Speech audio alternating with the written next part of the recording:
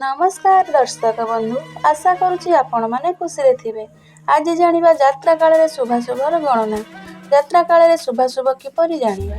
यात्रा समय बाम पाखरे शव, शृगाल और पूर्णकुंभ और दक्षिण पाखरे ब्राह्मण देखिले शुभ होइताए। जेकोसी दिगरे नेउल, गोरु, मृग चरुथिबार देखिले अत्यंत शुभ हुए।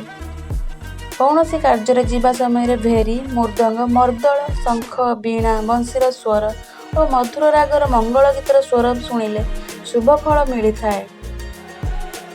पाखरे पुत्र को धरिथिबा कौनसी स्त्री लोक, बाछुरी युक्त गाई, धोब लुगा घेनी आसुवा रजक बा रजकी देखिबा अति शुभ अटे। यात्रा काल रे गर्भर देखिले अर्थनाश, घोटक देखिले धन लाभ, हाथी देखिले लक्ष्मी प्राप्ति, मेष देखिले मृत्यु, भालू देखिले स्वल्प लाभ होइथाए।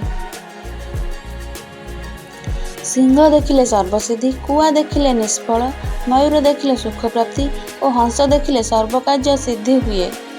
ठीक सेपर यात्रा समय अशुभ अच्छी किपरि जानिबा। साप देखिले सबुबेले अशुभ फल मिलिथाए। यात्रा काल रे बिराड़ी कली कले, कुटुंब मध्य कलह हेले, स्त्री रजस्वला होइथिले, निजर माँ विरोध करुथिले, यात्रा करबा निषेध अटे।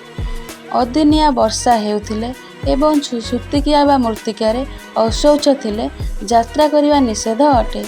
रहुछि जय जगन्नाथ। वीडियोटी भल लागिले लाइक, शेयर, कमेंट और सब्सक्राइब करने को भूलिए नहीं। रहुछि देखा नेक्स्ट वीडियो रे। जय जगन्नाथ।